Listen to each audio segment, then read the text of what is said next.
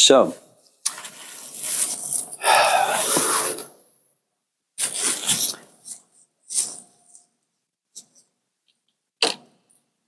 let me first tell you a story about what it means to be good at anything.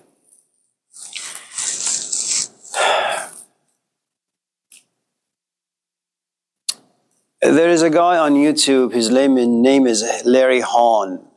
He's not a philosopher, but he's a framer. He builds houses. He has some videos out there, and they're really, really, really, really good. I mean, they're just amazing. This is a guy who knows what he's talking about, who explains things to you in a way that no one else can, really. I mean, just YouTube some of the framers and you'll see. He's old school. There is not a lot of fluff to the YouTube. It's just very professional, very business-like. And he doesn't come out and say, I am really good. He just allows you, the audience, to look at what he does. And then something about he says, man, this guy is really, really, really, really good. There's a story about a man in the Persian world around the 12th century. His name is Fariduddin Attar. His last name, and you probably know this, that last names are a relatively new invention. So most of us didn't really have a last name. Your last name was either the first name of your father, or it was your profession, or it was the city in which you were born. So he had a perfume shop. And what he did was that every morning, about 3 in the morning, he would wake up. He would go into the kitchen, perfume kitchen, concoct, put together some liquids.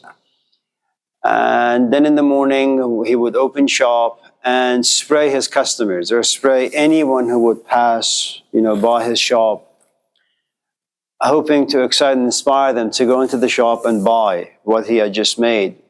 But he would do the following. He would spray you and then give you like a 5-hour commentary as to why this perfume smells so well. And so one morning, as it was customary for him to just spray people and give them a lecture about how this perfume was made and why it smells so good, he tried doing this with this old man, and the old man looks at him and slaps him.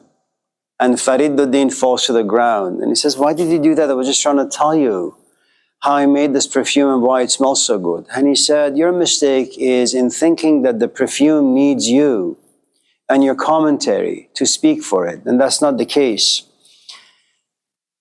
When you spray perfume on yourself or cologne on yourself, the perfume itself has its own language. And that language is given to you through your nose. And your nose will tell you either you like the smell or the fragrance or you don't. You don't need a booklet. You don't need a pamphlet. You don't need to go on YouTube and figure out how this was made. And so the first thing that you need to know is that you don't need to be like Jesus Christ saying, you have to go through me to get to the Father. If you can smell Jesus the right way, if you can look at him the right way, if you can feel about him the right way, then you just know. He doesn't need to tell it to you. You just know that he is your way. If on the other hand, there's a good amount of doubt, there's a good amount of fear, there's a good amount of friction, then you have to advertise who and what you are. And that goes with anything in life. If I have to ask you repeatedly, do you love me? The truth is you don't, otherwise you would have expressed it to me, right? So it's kind of a nonsensical, useless things for me to harass you every single day asking you, so, Julian, do you like me? Do you love me? Because naturally, organically, if you did, you would have written poetry for me. You would have come to my house. You would have texted me, called me. You would have spent the night with me. All that stuff is an expression, for example, of how much you care for me, how much you're interested in me. In the absence of those, my question is basically trying to bait you to say something or do something where you're simply not there yet, okay? It's manufacturing emotions so I can be pleased to some extent with the relationship that we have. Now, when you go on YouTube and you type philosophers, you're going to have about million, if not billions, of various people giving lectures, giving sermons, And you're going to some extent, find yourself under an avalanche of information. And then you're going to walk away saying the person who gives the most amount of information is the best philosopher. Okay. So, let me just break it down for you. And this is just another perspective.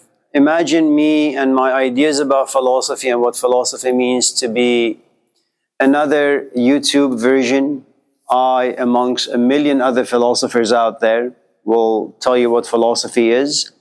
And I can convince you, and I can force you to like my definition. If you and I are meeting in the right place, emotionally, intellectually, perhaps even spiritually, then you could say, yes, I like Amir's philosophy. If on the other hand, you have a background of philosophy, let's just say thinking, you have biases, prejudices, judgments about how life should be or shouldn't be, then it doesn't matter what I say. Our minds are not going to meet, and you're going to walk away saying, he's not a great philosopher after all, or a philosopher, period.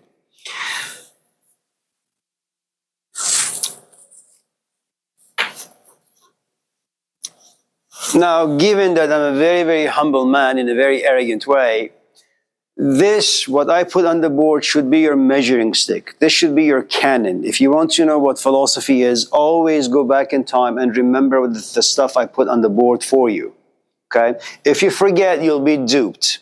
If you remember, no one can con you. Right?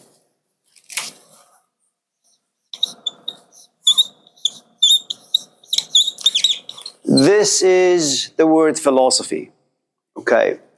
Now, one of the things you need to understand is language is a very, very, very interesting tool. It has roots. And it has roots that sometimes we don't know and we can't see. And the problem with being in the dark in regards to certain words is that if you don't know the roots of it, it can lead you astray. Okay, let me give you an example. My children, when they were very, very young, they had lice. It just happens. They go to school, they're in contact with other people. So what you want to do, of course, you treat it, then you go back in time to see where were they, who did they hang out with. And then, like a good detective, then you can figure out what steps you need to take to find the remedy for it. And words are very much the same. If you want to understand what philosophy is, be a good detective. Go to the roots. So it comes from two words, philo and sophia. Now, philo means love. We can stay here for the next 5 or 10 years just trying to figure out what love is. Okay? The next word is sophia. And this means wisdom. So what you have are two giants in front of you. Philosophy means love, and sophia means wisdom. So if you put this together, it means those who love wisdom, or simply lovers of wisdom. Okay.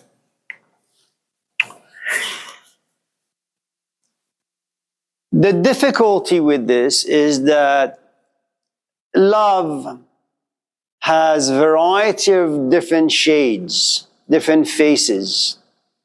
Wisdom is something that you and I can discuss. We don't know what it is. You can call it a blessing, you can call it a gift. But what you need to know, and we'll talk about all of this in a minute, wisdom is not data. Wisdom is not information. Wisdom is not knowledge. Okay? If wisdom was data, then all you need to do to become a good philosopher is to go to the library and fill your head with a good amount of information and knowledge of the previous philosophers. But just because you have knowledge, it doesn't make you a philosopher. Very much like just because you know the Bible, it doesn't make you a Christian. Or just because you know the Quran, it doesn't make you a Muslim. Okay? So, the best thing I can say is that I don't know what wisdom is. It seems as if wisdom is this gift or this powerhouse that it's not going to come down to pay you a visit. You have to ascend, you have to go up and knock on her door, hoping that wisdom, okay, looks down, sees you, Julian, outside of its gates, looks at you, examines you, finds you worthy, opens the gates, you walk in, and all of a sudden you stand in front of wisdom. The problem with that is the following. Wisdom is like the sun. Julian has the capacity of only a gallon. If this is 2,000 gallons, you are only a bucket that can hold only 1 gallon. Which means what? Wisdom or sophia needs to look down, see your capacity, and give you only what you have the capacity to receive. No more, no less. There is a good chance that if you are untrained, you may want more wisdom. And that's because of the element of greed. And your greed contaminates wisdom. Okay? And we'll talk about this in a minute. Now, let's talk about love for a moment. Now, remember, before we go to love, just know, wisdom, it cannot be spoken. It cannot be put in books. It cannot be given to you by anyone. And history has revealed that to us human beings for a long time.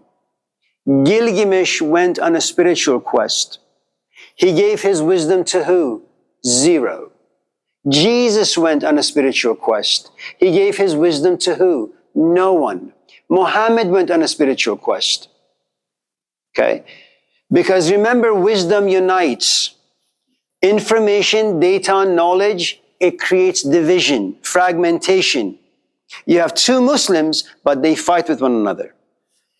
Ultimately, data, information, and knowledge, what they do is they create a belief system.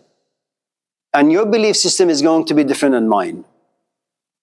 Therefore, if you are a Christian, I'm a Christian, you say Jesus Christ is this, I'm going to say no. In my tradition, Jesus Christ is this other way.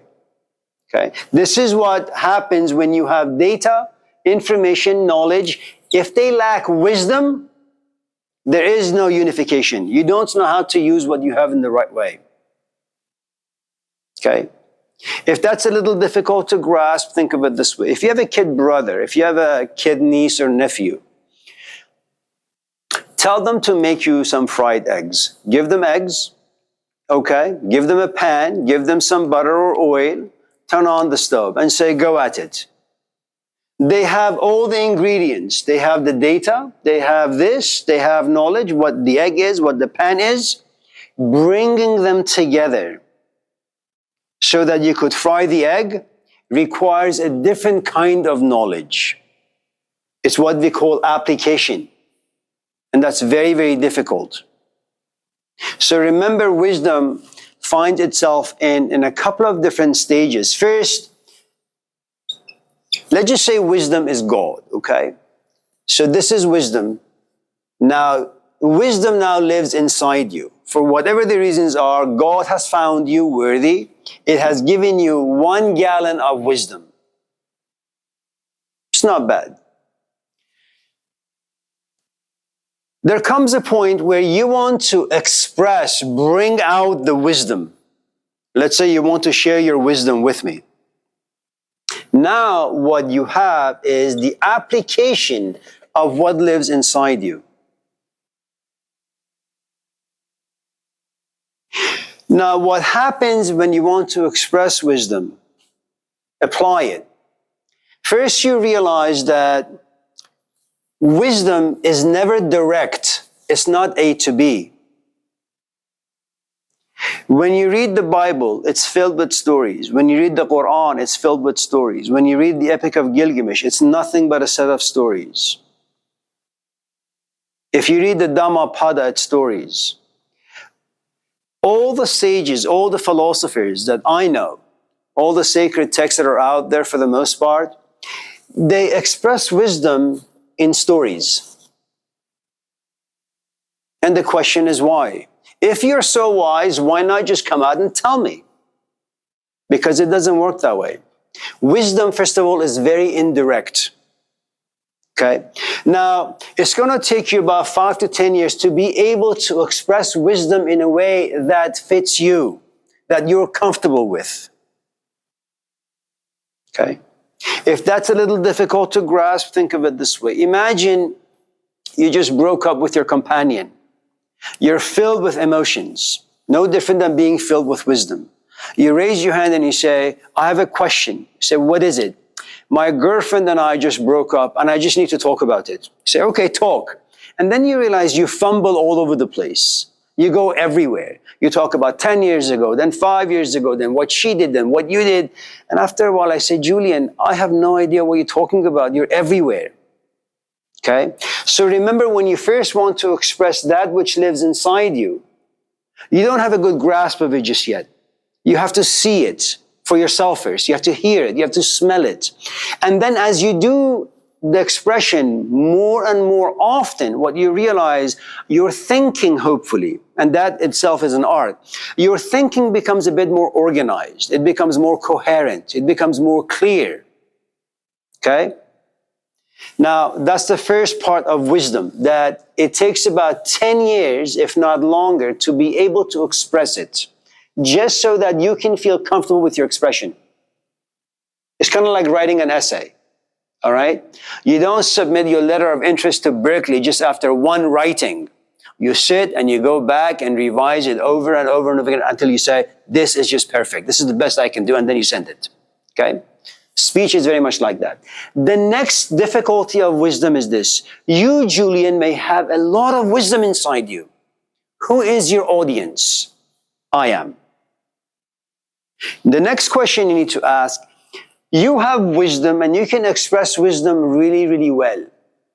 So if I was to ask you, what is your merchandise? What are you selling? You say, I sell wisdom. Now, just because I've asked you what you're selling, don't make the mistake of thinking I am a customer. I'm simply curious to see what you're selling.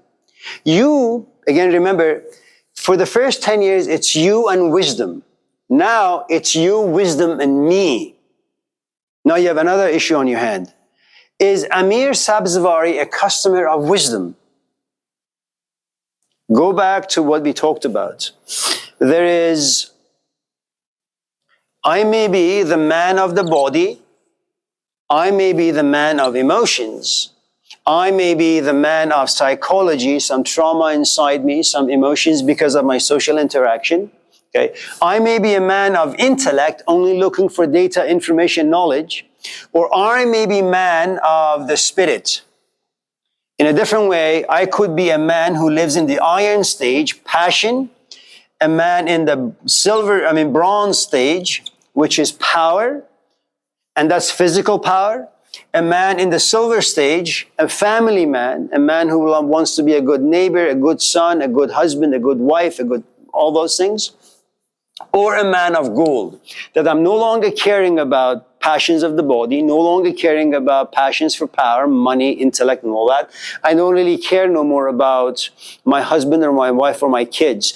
I am what we call in my retirement stage. I am no longer pursuing the iron, the bronze, or the silver. Now I am gold. Something about me says there has to be more to life than the tables and chairs. I want something else. Your task as the possessor of wisdom is, Amir Sabzevari keeps asking me about wisdom. What kind of a man is he?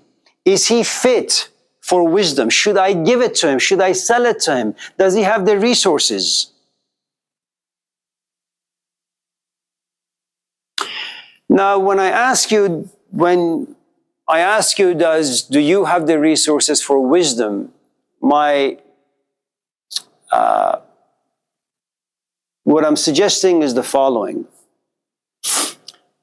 Wisdom is a merchandise that you have to buy. Not so much with money. You have to buy with time. You have to buy with interest. You have to buy with passion. You have to buy with commitment. You have to buy with responsibility. You have to buy with energy. Do you have those?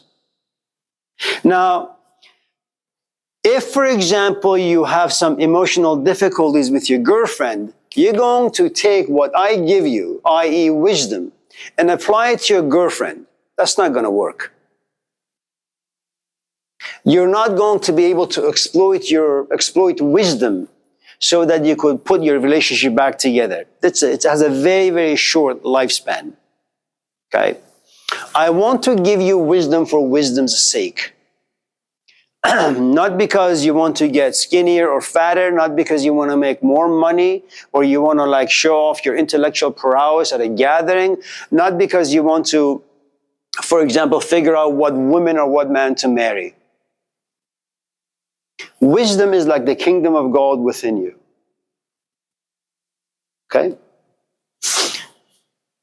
That's Sophia. Now, we're not even going to get involved in how you create a customer, because that is something I can't touch. That's something, it's to some extent mysterious, and I'll tell you why. If we go back in time, if I was to take you all the way back to the Epic of Gilgamesh, Gilgamesh couldn't find anyone to give his wisdom to. He couldn't make customers. He couldn't find customers, so he wrote on the wall. Moses tried. If the story is accurate, and I don't think it is, but let's just say it is, okay, for argument's sake. If the story is accurate that Moses went up the hill to get the tablets, he came back down, and what are people doing? Worshipping a cow. Okay. Jesus, he goes to pray and he asks his disciples, will you three come with me? And they do. Hello. Oh, thank you. Thank you. And what happens when he comes back down? He finds them asleep. Okay? What does Muhammad do? He fights. The point I'm trying to make is creating customers, finding customers, it's almost impossible, which means the following. Wisdom always lives alone. If there is wisdom inside you, Julian, your wife will not get you. Your kids will not get you. Your parents will not get you. Your teachers, your students can't get you. You live alone with this wisdom. You will try to impart some of it. The tragedy is it's always going to be misunderstood and misinterpreted. That's going to piss you off, but there isn't much you can do. Go back to the gospel that we talked about, the Gospel of Mark. Jesus becomes the embodiment of wisdom. What happens to him? Wherever he goes, he gets misunderstood. Wisdom always lives alone. So just in case you go on this quest to become a great philosopher, okay? We haven't talked about love yet, but just in case you become a great philosopher, you need to understand, if philosophy grants you access to wisdom, wisdom was able to find you as a customer. As you descend down to planet Earth to share your wisdom with the rest of us, we're not going to purchase it. First, nobody cares. Second, if they do care, they don't have time. They don't have energy. They don't have interest. They don't care enough. They lack the passion. The most important component that you haven't talked about, they don't love wisdom enough to go after it. They are interested in knowledge. They are interested in information. And add them together, their brain is nothing but a collection of data that they can string together really, really, really, really well. Okay? And I put it in this particular format because just in case you think that you can open shop and all of a sudden have a line of people outside your door waiting for your wisdom, it's never going to happen. And do not be deceived when you go on YouTube and you have all these like gurus sitting or teachers sitting, supposedly possessors of wisdom. And you have an audience, 4,000, 5,000, 10, 20, 30, 40. And you assume that this is a great teacher and these are great students. Not so. It's all a pretend.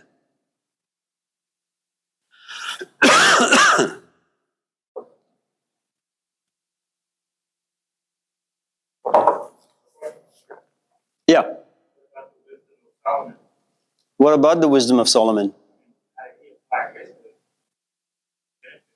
Wisdom was a king. Solomon was a king. You're talking about the wisdom of Solomon. I don't disagree with you that Solomon was a king, nor that he had wisdom. Solomon was wise and he was a king. The question is, what happened to his wisdom? He tried to build a city. He did the best he could. In the end, what happened? It fell. I mean, you said that you can't pass the wisdom on. But people came from great and wise. Great wisdom of Solomon. That's besides the point. You can go all the way to Jerusalem, Zoni, from here. And you can go to the river where Jesus was baptized. You have the means to do that. Go ahead and do it. It doesn't mean you will be baptized. It just means you were touched by water. And you were governed by fantasies and imaginations. There's nothing wrong with that. But to assume that going to Jerusalem or wherever you want to go and seeing the bones or the relics of a saint or a sage, and all of a sudden you'll be transformed and your life will forever be changed and now you'll be the possessor of wisdom, that's just fantasy. We just talked about the transfer. You cannot transfer wisdom. It doesn't work that way. It's not like inheritance. All things of value require work and sacrifice. You don't work, you're not going to get it.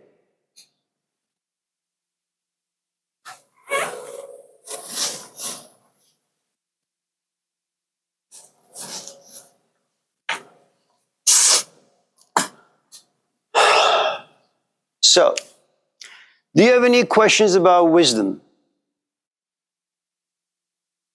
Good. So remember, if somebody asks you, are you wise? Always, always, always remember the third commandment,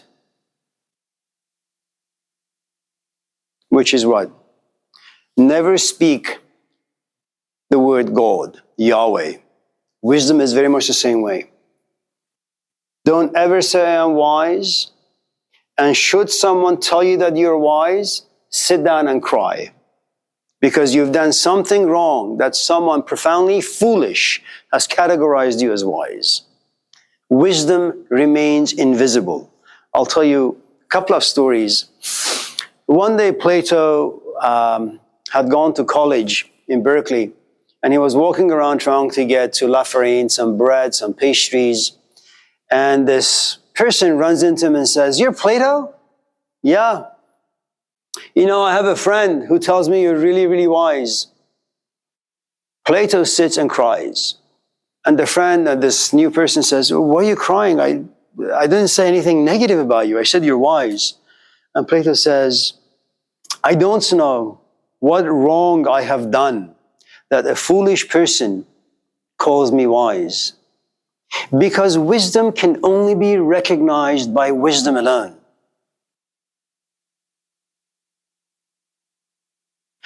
Don't go home saying to yourself, Julian and the rest of you, Amir Sabzvari is wise. That's not true. You and I are worlds apart.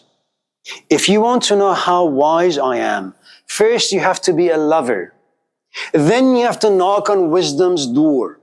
If access is granted to you, then you can bask in however amount of wisdom gives you. And then you can come to this class and then smell me intellectually. And then with the words that I use and with my animation and the rest of it, then you can sit back and say, no, he pretends to be wise, but he isn't. Why? Because wisdom gives you a canon, a measuring stick. Whether you want to call it intuition, the way you begin to think and feel about things, I don't know what that is. But once you've been touched by wisdom, something about you changes, and you can recognize true from the false. Okay? But as far as wisdom goes, can't talk much about it. We don't know what it is. Okay. The other story comes from the Irish tradition, and later on it moved to the Middle East, in particular Persia, or maybe the other way around. Maybe he lived in Persia and then moved to Europe somewhere. One day, truth and falsehood go for a swim. And they both take off their clothes and they jump into water. Naked, or not naked, but truth swims very, very far and enjoying, the nice water. Falsehood says, well, I can't really go that far. I don't really want to go that far. But wait a minute. If truth is all the way over there, maybe I can run back or swim back to the shore, wear truth's clothes, and just walk around town pretending to be truth. That's what falsehood does. Goes to the shore, wears truth's clothes, walks around, and because falsehood looks like truth, people accept falsehood as truth. Truth comes out, and he is completely naked. Says, well, I'm not going to wear any clothes except clothes of truth, and none are around, so I'll just be as I am, naked, i.e. invisible. He goes to town, he's not recognized. He's unseen, he remains invisible. Falsehood makes millions of dollars. Truth, zero. If you have read the New Testament, you have Barabbas and you have Jesus. Barabbas is falsehood, Jesus is truth. Who goes free? Barabbas. What happens to Jesus? He dies. It's always the case. Wisdom always suffers. Okay? Now,